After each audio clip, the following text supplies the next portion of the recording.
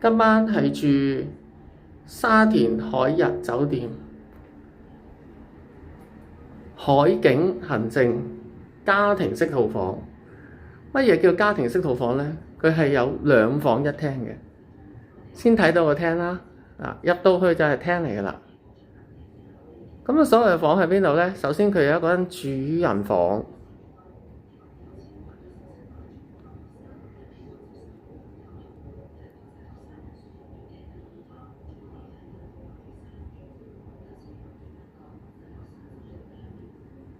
然後佢仲會有一間客房。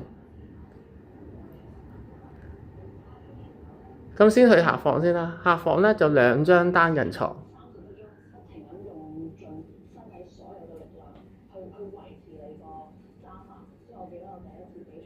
而客房呢有自己嘅獨立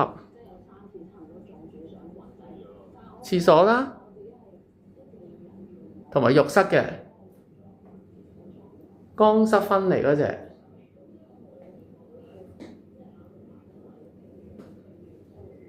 咁有獨立嘅衣帽間喎，客房自己都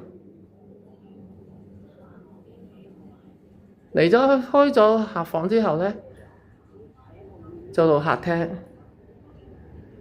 客廳呢又多一個洗手間喎。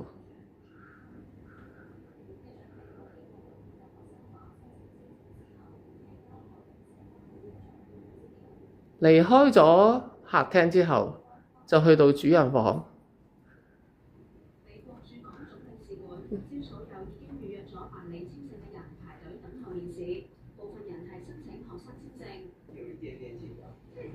而主人房呢係對住吐露港景嘅。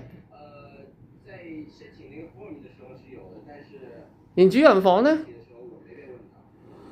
亦都有